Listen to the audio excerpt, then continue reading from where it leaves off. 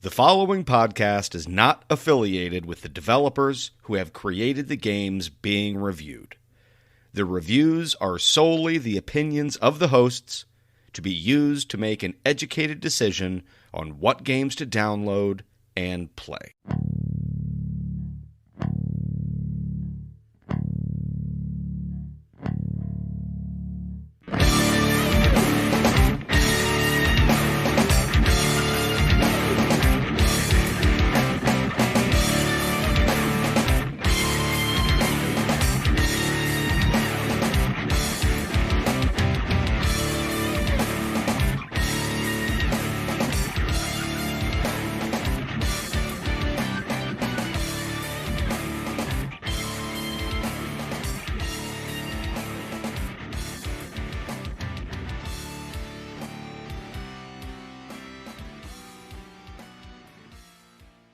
Hello, gamers, and welcome to Budget Arcade, the number one free-to-play gaming podcast in the world. I'm Scott. I'm depressed. I, too, am depressed. I mean, Jeff. I'm Jeff. Oh, hi, and I'm Mark. And welcome to episode number 105. Just to recap, we play a free-to-play game every other week, and then we rate and review it and be depressed. He's not going to check in with us or anything to make sure we're doing okay. Nope. Keep rolling. We're on our own, Jeff. Mark, what was this week's game? Hey, Jeff, this week we played The Elder Scrolls Legends. It's developed by, and get ready for this, Sparky Pants Studios. I'm on board for it. 10 out of 10. Yeah, that's an accurate. That is I legitimate. believe you. It's truth. I would never lie on this podcast. It's published by Bethesda. Other titles you may know from Sparky Pants are Drop Zone and Leap Day. Those are also real games. I did not make them up. Yeah, Sparky Pants with Drop Zone. That's terrible. This is not a bit. I promise you. I had a spicy chicken sandwich, so I'll be heading to the Drop Zone when we're done recording gameplay. Are you going to drop your Sparky Pants at the Drop Zone? I don't have Sparky Pants. I am in the nude when I record. Gameplay. The Elder Scrolls Legends is a online strategy card duel game.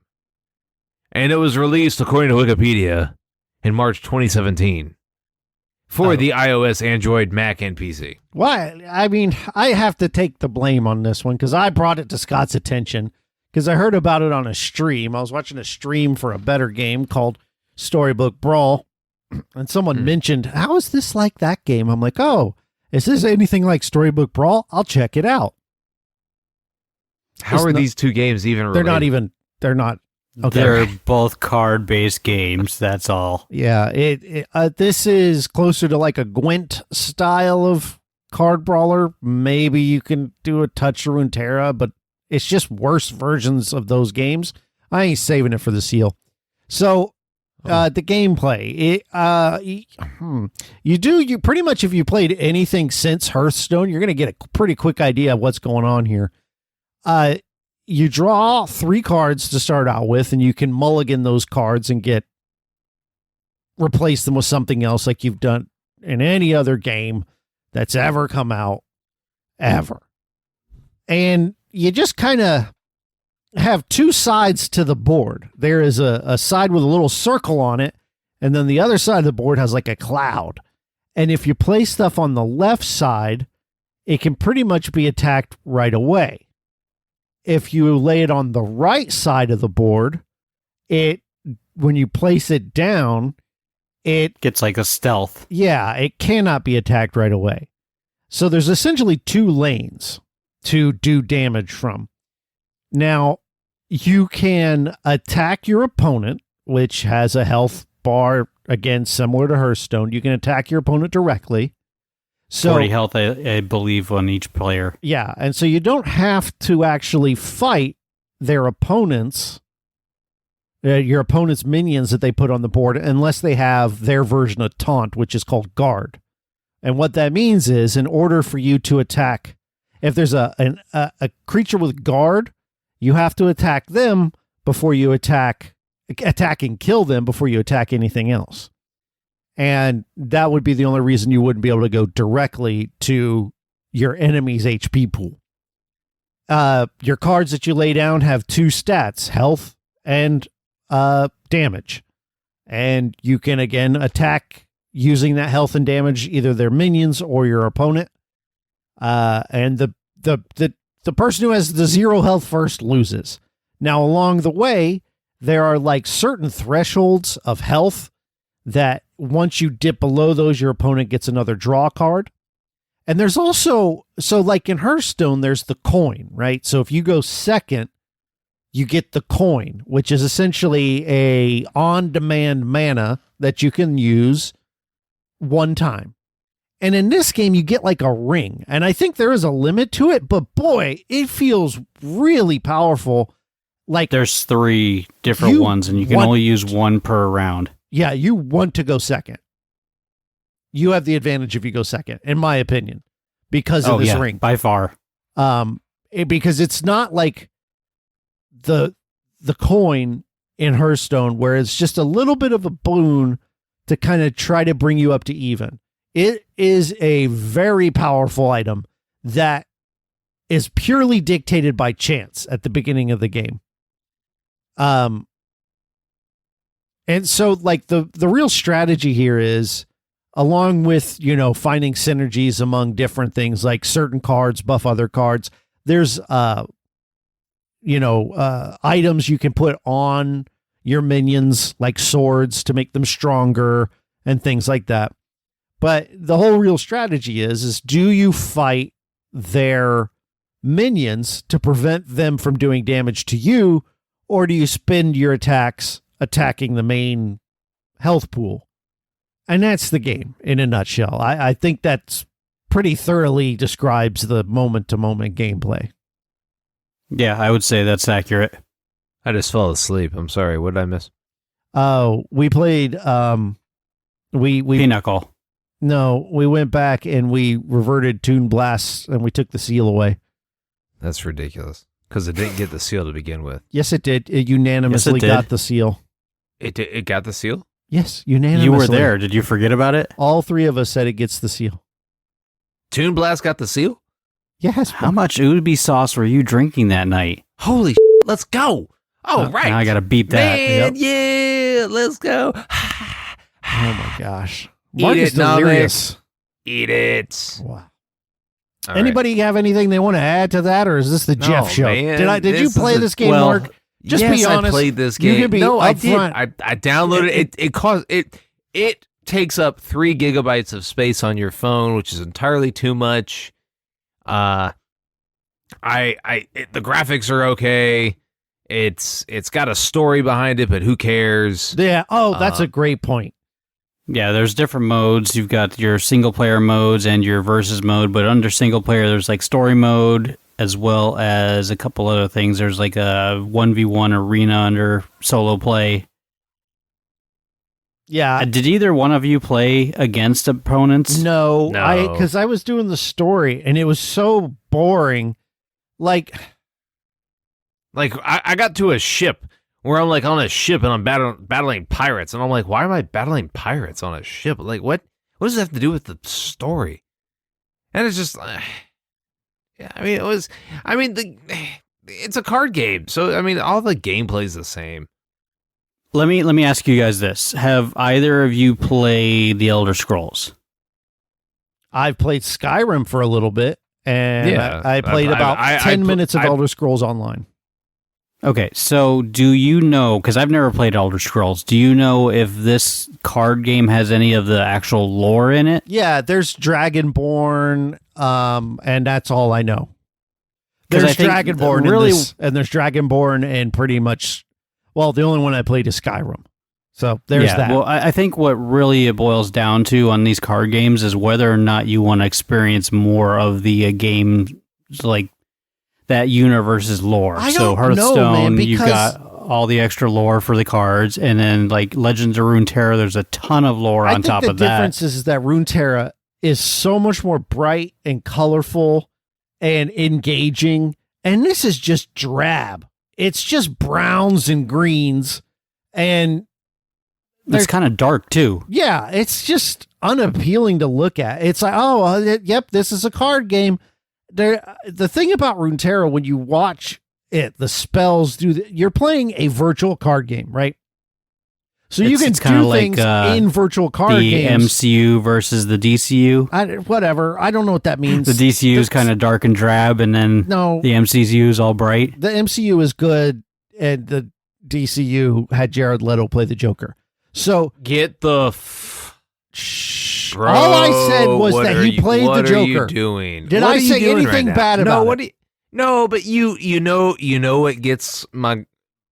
Because I need you to do something. Because right now, I know, but like, listen, that's friend of the podcast, Jared Leto. And okay, not this podcast. You're throwing stones in a glass house right now. All right, not this podcast. Okay, now you're throwing stones. Just because you peed in his bathroom doesn't make it our friend too.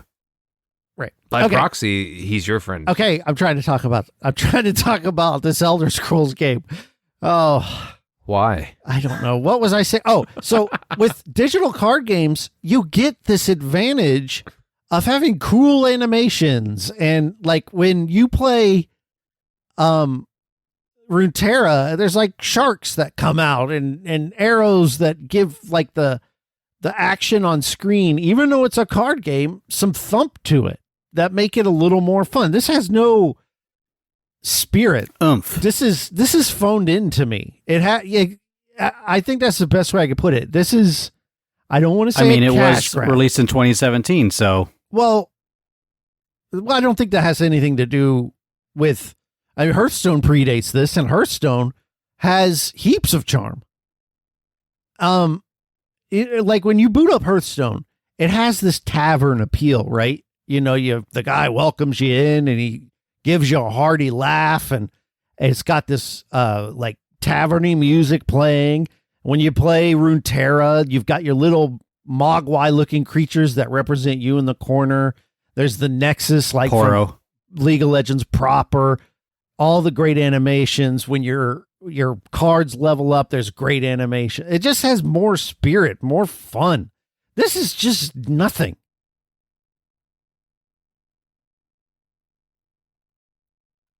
Nothing. That's a good way to put it, and I think that that takes us into the paywall. Paywall. Did you all tap around on the paywall? Because I did. Yeah, you could buy cards. There was event tickets that you could buy because there's like events that happen. There was one other thing, and I forgot what it was. Yeah, the big thing is you buy cards, and it does more of the random style to it. Like, and I'm going to just compare this game to Runeterra, because to me, even though I don't really dig the collectible card games, Runeterra is the best one. And everyone else should now copy Runeterra in the way they do it. And the way Runeterra does it is if you want a card, you just buy that card.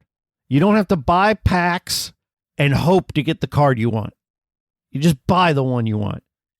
Or you just play the game and they give you enough stuff to make those cards. Sure. But I'm saying if you want to spend money, you know exactly how much you need to spend, and you know that you will definitely get what you're paying for. There's no gamble in it. But in this game, you get a pack and, I got 4 cards, none of which are the ones I need to build the deck I want to build. Speaking of Runeterra, Jeff, I did go back to that game, and they've added skins for your cards. So say you've got like your Misfortune cards. You can actually purchase skins that are similar to the other skins that she has in League of Legends proper. And then it puts that on the card, and she plays as that character's skin. Yeah, they're just better. It's just better. Hey, how come? So let me ask you a question. Both of you. How come Nintendo and Game Freak haven't released a Pokemon collectible card game? Yeah, it's on mobile. Yeah, there is. It's only on tablets, though.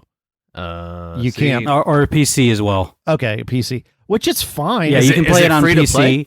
And actually, and actually your cards, I believe there's codes that you get in with your physical cards that you can actually import those into the game. Yeah. Well, my stepson plays it. Like that that's exciting. Like, I grew up playing the Pokemon card game. And so, like, I think about that and I'm like, oh, I'm surprised it's not bigger. Yeah. Like, it just, because, well, I think it's because the Pokemon card game is kind of, it doesn't have heaps of strategy like, some other ones, but it is still, I don't know why we're talking about this. It's a better game than this. Well, that one has even less thump than this one does, though. Yeah. All it is put your cards down, and it, like, you get a little bit of animation on that one, but it's not much. Mainly if you were playing the card game against another person in the physical realm across the table from each other. Yep. Interesting. Replayability. There is a lot to do. Like, there's a long campaign. There's tons of modes. If you want to collect all the cards, it'll take you the rest of your life. I mean... Yeah, I honestly, I think it really boils down to, do you like the lore enough to want to play this game over one of the other ones? And the lore of Skyrim isn't, again, I'm not like an expert. Not that established, I feel. Well, I mean, there's 6 games in. No, but like... Well, it's not in the mind of, like, people know, like you said, Pokemon and things like that, but the lore is just medieval drivel. Like, I mean, it looks like any other medieval thing. The cards, if you put this next to Gwent and just look at the card art, they're indistinguishable. It's just, I agree with that. It's just fantasy tropes, grim, dark fantasy tropes. And there's nothing that sets this apart from anything else.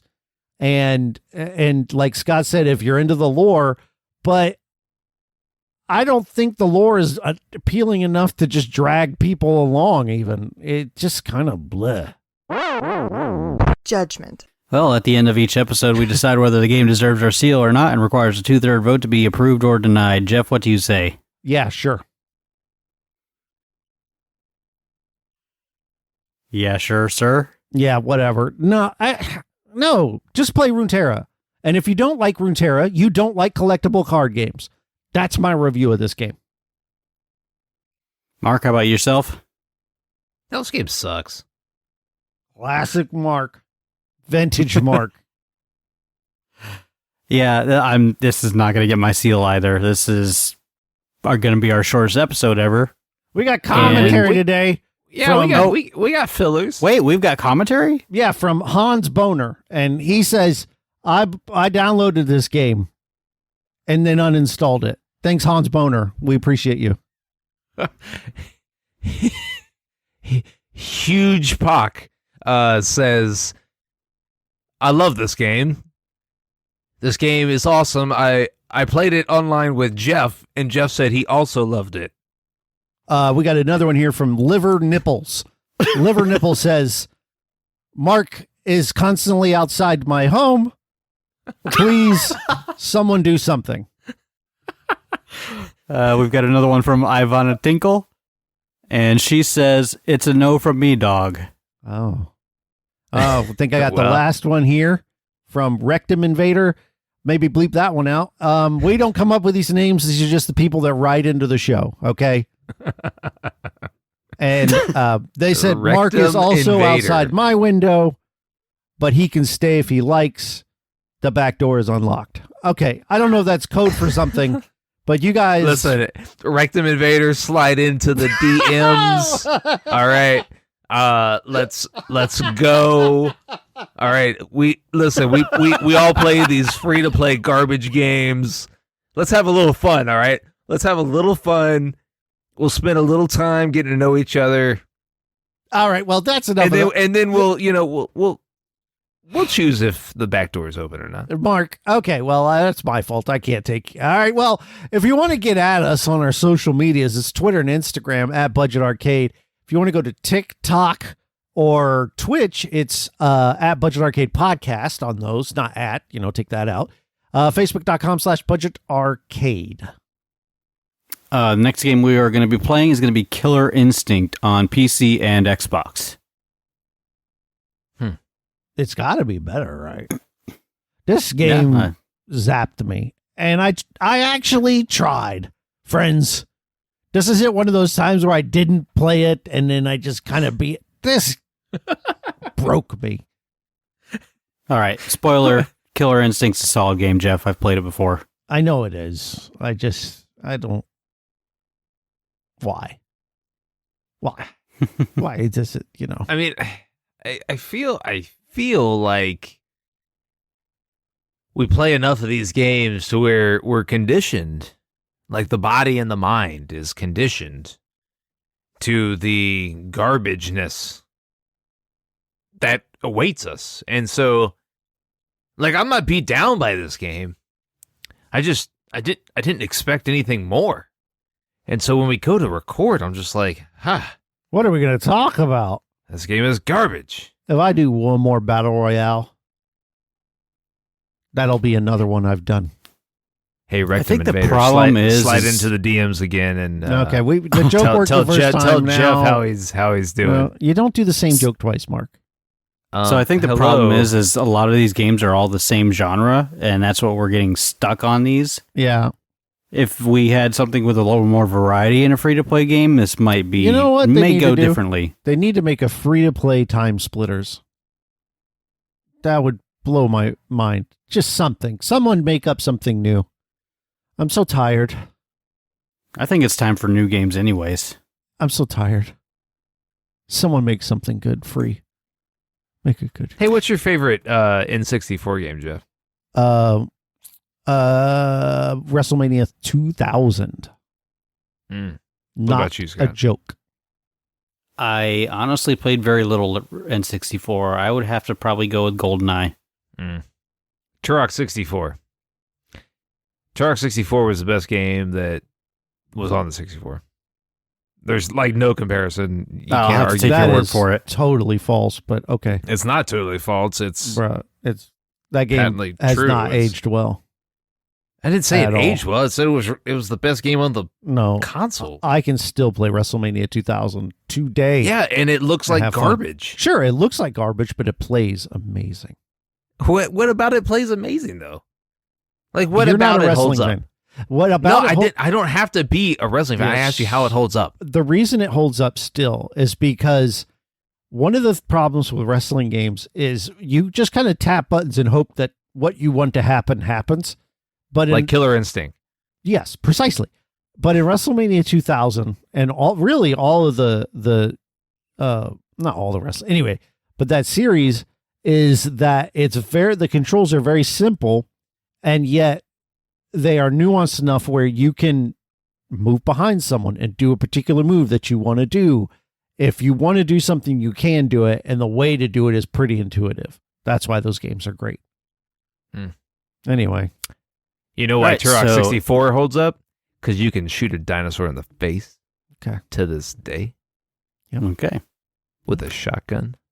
And if you Or want to help support the Bow show, and arrow. Doesn't matter. you can purchase one of our t-shirts. Ooh, the Ubi Ubi Sauce. Sauce t-shirts are now live on our store. You can do so through the link in our show notes, or you can also join our Patreon. It's patreon.com/budgetarcade. To support the Patreon, you will get access to our exclusive Patreon channel, Mark's as well as OnlyFans. anything that we post in there. Yeah, we post his OnlyFans in there. We post our uncut commercials in there, if you have ever heard of those. You know what uncut I have heard of? Up, here we go. No. Nope. I've never heard of that. Our music is provided by Stimage, and you can enjoy his music through MetroidMetal.com and Game On. Hold the hell out of here. Mark, what are you doing? Jeff, where can they find you at? Oh, Podcast by Jeff on Twitter. You can also check out Spielberg Chronologically in your favorite podcast app. What about you, Mark? Hey, yeah, you can also find me at I Heard You Liked on Twitter. And be sure you check out the Movie Draft House, or new episodes released weekly on Thursdays. Give us a like, a follow, subscribe. We review your favorite movies ever. Including The Clouds of Salisbury. Look for that last week of February. And we recorded it. It is one of the reasons Mark and I are broken today is because we've seen that film. And it's why we hurt. and game on. Yeah, game on.